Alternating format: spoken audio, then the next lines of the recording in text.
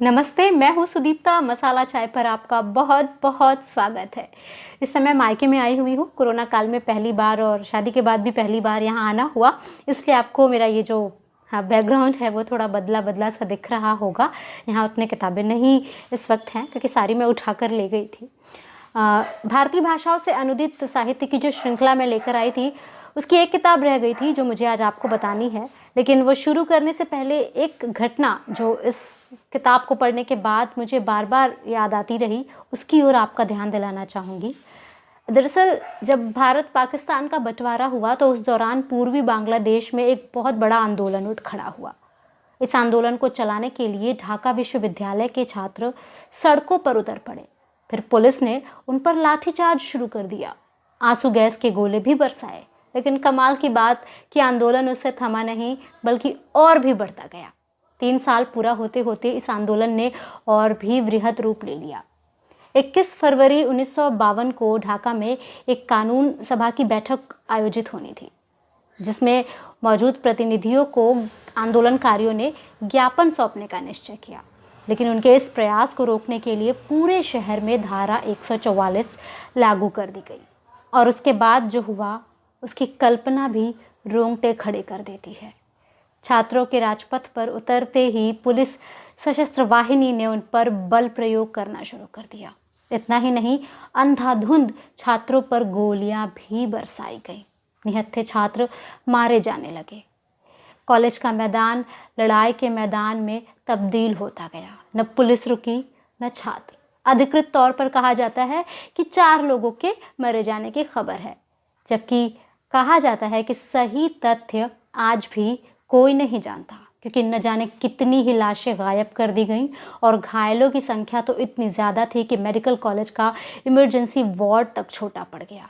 इसी आंदोलन ने बाद में बांग्लादेश मुक्ति संग्राम आंदोलन का रूप लिया, जबकि इसकी शुरुआत पूर्वी बांग्लादेश में बांग्ला को राजभाषा बनाए जाने की मांग को लेकर शुरू हुई। अपनी भाषा के प्रति इतना प्रेम, इतना समर्पण, ऐसा त्याग मैंने बांग्ला भाषियों के अलावा आज तक और कहीं न सुना न जाना। और यही वजह है कि जन्मभूमि के प्रति उनका ये प्रेम, अपनी संस्कृति और भाषा के प्रति उनकी ये प्रतिबद्धता बांग्ला उपन्यासों में और भी विराट स्वरूप में अभिव्यक्त हुई है। मैं अगर बांग्ला उपन्यासों की बात न करूं तो अनुदित साहित्य की जो मेरी श्रृंखला है ये अधूरी ही मानी जाएगी। ताराशंकर बंदोपाध्याय का लिखा हंसली बाग की उपकथा भी जन्मभूमि के प्रेम की इसी विराट भावना से ओतप्रोत है, जिसका हिंदी अनुवाद किया है हंस कुमार तिवारी ने। इस उपकथा के जरिए लेखक ने सिर्फ हंसली बाग की संस्कृति का ही नहीं बल्कि संपूर्ण भारतवर्ष के गांवों की लोक संस्कृति का ब्यौरा प्रस्तुत किया है। कोपाई नदी के ठीक बीचों बीच जहाँ जाकर नदी थोड़ी सी परदी में ज़रा सा घूमती है, वहाँ उसका आकार औरतों के गले में पहनी जाने वाली हंसली जैसा हो गया है। इसलिए इस बाग का नाम पड़ा हंसली बाग। हंसली बाग जहाँ बसते हैं कहार। बेहरा और अठपहरी टोले में बटे ये कहार पालकियाँ ढोते, शादी ब्याहों में नट करतब दिखाते, नाचते गाते, मालिकों के लिए बेगार खटते, सदियों से अपनी वर्षों पुरानी परंपरा को मिलकर संजोते रहे हैं। नवीनता का वे स्वागत अवश्य करते हैं, लेकिन अपनी विरासत संजोने की भावना उनमें सर्वोपरि है। हंसली बाग आदिकाल से वही है। किस्से, कथाओं, किंवदंतियों, मान्यताओं और विश्वासों से भरी पूरी ये उपकथाएं सदियों से वहाँ विचरण कर रही हैं।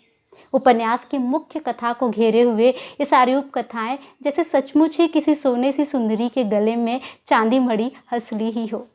इन उपकथाओं को गांव की सबसे बूढ़ी महिला सुचांद अपने आंचल में समेटे है।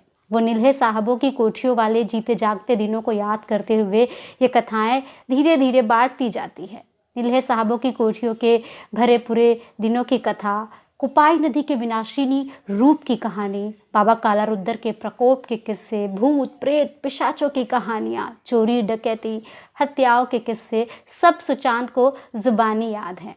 गांव के प्रधान बनवारी के प्रति उसके मन में श्रद्धा है, जबकि विद्रोही नौजवान कराली को वो फूटी आंखों नहीं देखना चाहती। बनवारी जहां एक और पुरानी मान्यताओं और रूढ़ियों का समर्थक है, वहीं विद्रोही और साहसी कराली रूढ़ियों का भार अपने कंधे पर नहीं ढोना चाहता। वो न तो मालिकों की जूठन स्वीकार करता है न उनकी धौस।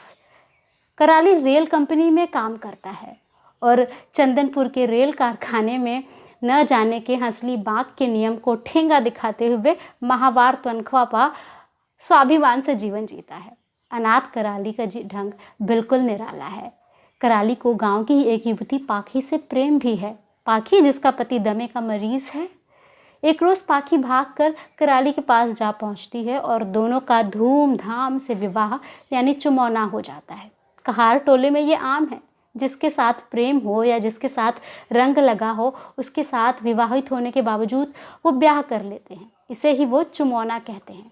लेकिन दिन पर दिन बढ़ती कराली की उच्छृंखल हरकतों से सारा गांव परेशान है। बनवारी उसे वश में करने की कोशिश तो करता है, लेकिन सब बेकार। कराली किसी के आगे नहीं झुकेगा, यही उसका ढंग है। एक रोज गांव भर को तंग रखने वाले भारी भरकम चंद्रबोड़ा सांप को मारकर कराली गांव भर की नजर में चढ़ जाता है। लोगों की जान बचाने के लिए नहीं, बल्कि बाबा काला रुद्र का वाहन माने जाने वाले सांप को मार गिराने के अपराध के लिए। बस तब से पापी कराली को गांव की बर्बादी का कारण मान लिया जाता है, क्योंकि हंसली बाग में सब दैव प्रेरित ही है। अगर कुछ अच्छा होता है तो देवता की कृपा, अगर कुछ बुरा होता है तो देवता का प्रकोप। ऐसे में कराली की बहादुरी और उसकी भलमानसता का भला क्या मोल। वो दिन पर दिन और भी विद्रोही होता जाता है। विद्रोह के ये बीज कहार टोले में आम नहीं है। ये भोले ग्रामीण तो सिर्फ परिश्रम करना जानते हैं, संघर्ष करते हैं, खटते खुटते खाते हैं और किसी तरह जिंदगी की गाड़ी खींचते हैं। हाँ, आनंद उपभोग में भी वो किसी से पीछे नहीं है। आधुनिक चमक दमक से बिल्कुल दूर लोक उत्सव, लोकगीत, संगीत, तीज त्योहार और रंग के खेल उनके आमोद प्रमोद में शामिल हैं।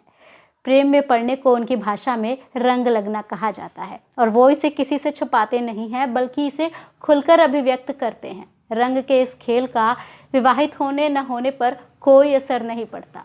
दरअसल उनकी जीवन शैली ही ऐसी है। वो अभावों में जीते हैं। उनका जीवन दुखों से भरा और तंगहाली भरा होता है। ऐसे में वो राग अनुराग से विरत नहीं हो सकते। वे अपनी धड़कनें नहीं खोना चाहते, उनका महत्व समझते हैं।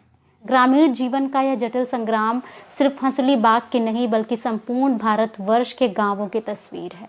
धर्म के नाम पर वो अंधविश्वास में गहराई तक डूबे हुए हैं। इसी अंधविश्वास और मान्यताओं की आड़ में समाज के ठेकेदार और सामंतवाद अपने कई सारे काम बना लेते हैं। इस त्रासदी को लेखक ने बड़े स्पर्शकातर ढंग से अभिव्यक्त किया है।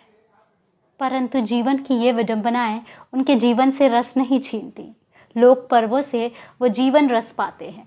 चाहे चैत संक्रांति का त्योहार गाजन हो या बाबा काला रुद्र का चड़क, भाजो पर्व हो या घेटू के गीत, हजारों लोककंठ एक साथ गुनगुना उठते हैं। फिर वो नाचते गाते और जश्न बनाते हैं और समय का चक्र बदलता जाता है। हंसली बाग के लोगों का जीवन भी बदलता है। एक रोज़ हंसली बाग नहीं रह जाती। वहाँ के लोगों की सोच, व्यवहार, उनकी पोशाकें सब बदल जाती हैं।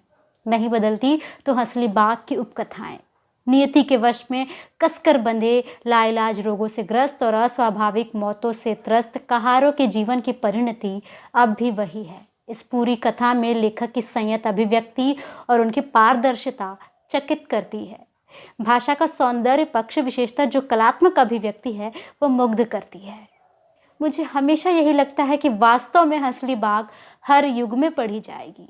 शायद उसके मायने बदलते जाए, लेकिन वो आज है और हमेशा रहेगी। हंसली बाग की उपकथा को ताराशंकर बंदोपाध्याय की लिखी गढ़ देवता की अगली कथा श्रृंखला के रूप में भी देखा जाता है। मेरे लिए ये किताब मोहब्बत है। इसे मैं जब भी पढ़ती हूँ मैं कुछ और ही हो जाती हूँ। अगर मुझे ऑनलाइन मिलती है तो इसकी लिंक मैं डिस्क्रिप्शन बॉक्स में दे दूँगी, वहाँ से आप ऑर्डर कर सकते हैं। याद रखिएगा, ये लिंक अफिलिएट लिंक होती है। चाहे आप उर्दू बाज़ार से ऑर्डर कर रहे हो या अमेज़न से आप वहाँ से ऑर्डर करते हैं तो एक छोटा सा हिस्सा, छोटा सा कमीशन मुझे भी मिलता है, जिसका 1% मैंने उन लोगों को किताबें देने पर खर्च करने का निश्चय किया है जो किताबें पढ़ना तो चाहते हैं लेकिन किसी न किसी वजह से ख़रीद नहीं पाते।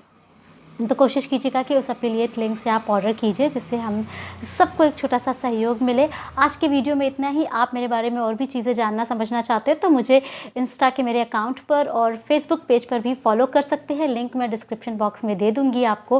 वीडियो कैसा लगा मुझे बताइएगा। और आज के इसी वीडियो के साथ भारतीय भाषाओं से अनुदित की जो ये श्रृंखला मैंने शुरू की थी वो यहाँ पर समाप्त होती है। अगला वीडियो होगा किसी अलग विषय पर, किसी अलग किताब के साथ। तो मिलते हैं जल्दी। अभी के लिए चलती हूँ। अपना ढेर सारा ख्याल रखिएगा और ढेर सारी किताबें पढ़ते रहिएगा। टाटा, बाय।